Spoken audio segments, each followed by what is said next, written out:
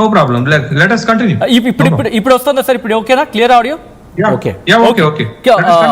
Interesting.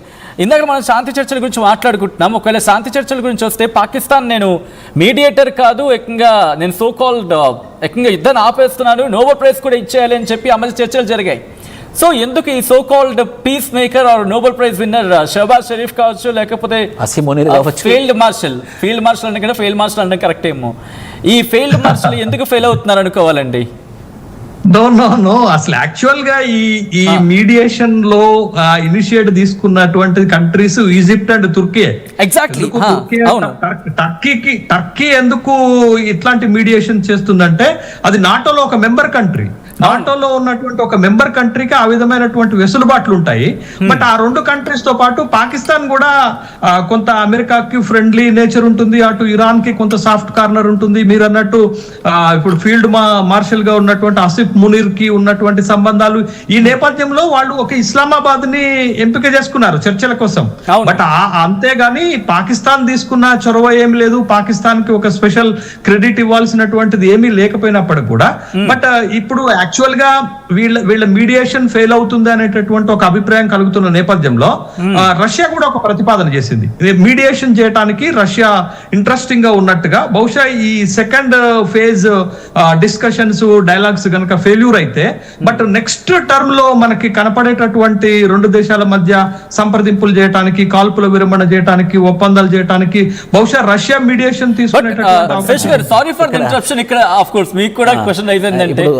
ఇప్పుడు Russia Ukraine జరిగినప్పుడు United States of America మధ్యవర్తిత్వం చేస్తానని వచ్చింది.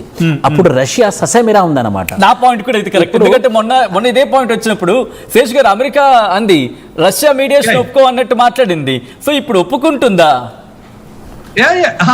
Russia Ukraine context is differ from the మీకు Iran and America context. But మొన్న అమెరికా కూడా ఐ థింక్ సమ్వేర్ ఎక్కడ చదివాను, అమెరికా కూడా ఇంట్రెస్ట్ లేదు రష్యా మీడియేషన్ కి, అందుకే కదా మోసేస్తోంది వీళ్ళిద్దరిని, షహబాజ్ షరీఫ్ ని, ఆసిమ్ మునీర్ అమెరికా. సో అందుకే నేనేమంటున్నాను, అసలు ఈ డైలాగ్స్ లో మేజర్ ఇనిషియేషన్ తీసుకున్నది తుర్కీ అండ్ ఈజిప్ట్ అనేటటువంటి విషయం. బట్ మీడియేషన్ గా పాకిస్తాన్ చొరవ తీసుకొని పాకిస్తాన్ దగ్గర చర్చలు చెప్తున్నటువంటి నేపథ్యంలో, అందుకే నేను ఏమంటున్నానండి, ఇప్పుడు రెండు దేశాల మధ్య టర్మ్స్ అండ్ కండిషన్స్ వాళ్ళ ప్రపోజల్స్ మీదనే ఆధారపడి ఉంటుంది. అది ఎక్కడ చర్చలు జరిగినా, ఎవరు మీడియేషన్ చేసినా రెండు పక్షాలకు సమానమైనటువంటి నష్టమో లేకపోతే సమానమైనటువంటి లాభం జరిగే విధంగా ఉంటేనే ఆ చర్చలు ఫలప్రదమవుతాయి అనేటటువంటి విషయాన్ని గమనించాలా. రెండు పక్షాలు కూడా పట్టు విడవకుండా ముందుకే వెళ్ళాలి అనేటటువంటి ఒక అభిప్రాయంతో ఉన్నప్పుడు మీరు ఏ దేశం మీడియేషన్ చేసినా, ఈవెన్ మోడీ చేసినా, భారతదేశం చేసినా అవి సఫలీకృతమైనటువంటి అంశాలు ఉండవు. బట్ ఇప్పుడు మీరు ఆఫ్ఘనిస్తాన్ కాంటెక్స్ట్ చూసుకోండి.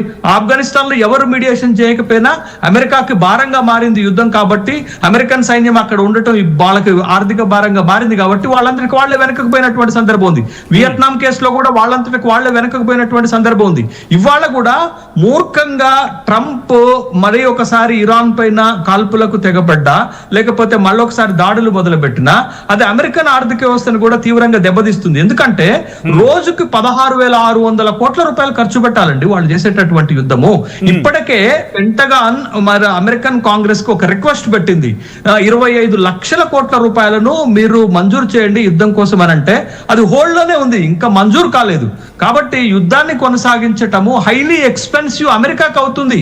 బట్ ఇరాన్ కి ఉండే ఇబ్బందులు ఉండొచ్చు కానీ ఇరాన్ ధైర్యంగా నిలబడింది కానీ, బట్ అది పోయింది. కాబట్టే మీరు చూడండి, లియో 14 పోప్ కూడా దీంట్లో ఒక మాట చెప్పారు, నాకు ప్రపంచ శాంతి కావాలనేటటువంటి విషయం మాట్లాడితే ట్రంప్ ఎలా స్పందించారనేటటువంటి విషయాన్ని మనం చూసాం కదా. అంటే ట్రంప్ ఎవరి మాట వినటానికి సిద్ధంగా లేనటువంటి అంశం ఉంది. అసలు ట్రంప్ ఉద్దేశమే వేరండి, ఇదంతా కాదు. ట్రంప్ కు ఉన్నటువంటి ఒక హిడెన్ అజెండా ఏంటి అని అంటే, ఇప్పుడు వాళ్ళు ఒక్కసారి ఐ రిక్వెస్ట్ ఆ హిడెన్ ఎజెండా ఒక్కసారి మీ దగ్గర ఉంచండి, వస్తాను ఆ పాయింట్ కి.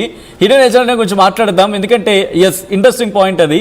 But before that piece talks గురించి మాట్లాడదాం. కానీ విష్ణు గారు ఇక్కడ ఇందాక శేష్ గారు కూడా మెన్షన్ చేసినట్టుగా ఈజిప్ట్ ఉంది, టర్కీ ఉంది, లాస్ట్ లో I think Khattar, Kuwait Oman, వీళ్ళిద్దరూ ఇంత చర్చలు జరిగాయి. ఇంతమంది ప్రయత్నాలు చేస్తున్నా ఫలించని చర్చలు ఇప్పుడు ఫలిస్తాయా? ఈ శాంతి చర్చలు జరుగుతాయా?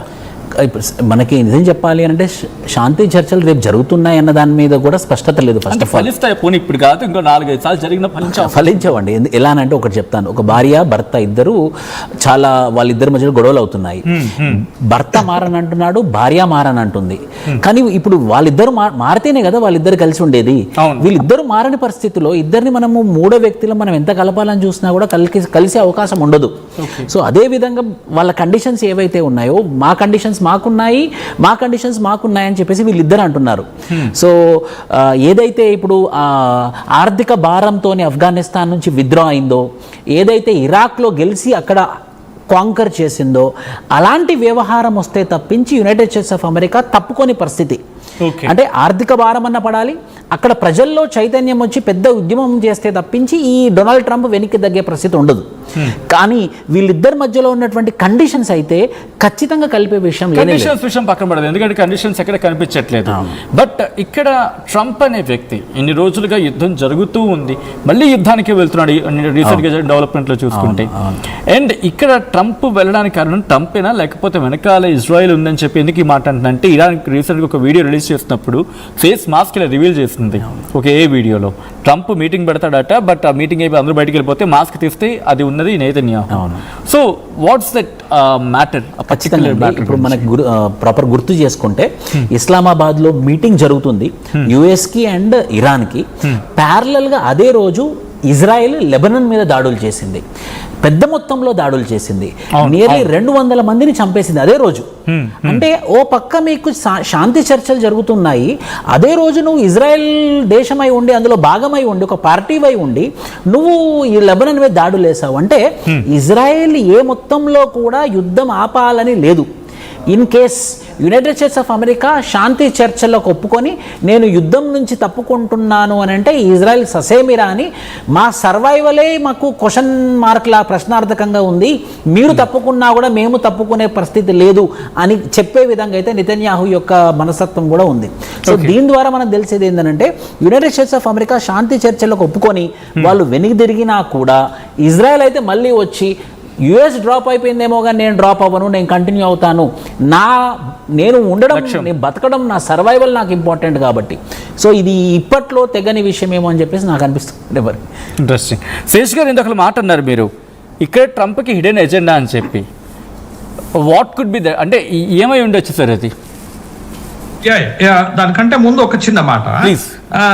ఇప్పుడు ఇజ్రాయెల్ అమెరికా శాంతి చర్చల్లో ఒక కీలకమైనటువంటి అంశం ఇరాన్ ఏం పెట్టింది అని అంటే, లెబనాన్ పైన దాడులు చేయొద్దు, లెబనాన్ పై కూడా దాడులు నిలిపివేయాలి అని ఇస్లామాబాద్ లో చర్చలు జరుగుతుంటే, ఇజ్రాయెల్ డైరెక్ట్ గా మీరు లెబనాన్ పైన దాడి చేయటమే కాదు, హిజ్బుల్లా చీఫ్ అయినటువంటి నయీం కసిం ని చంపేసింది. మీరు ఇక్కడ ఇరాన్ పైన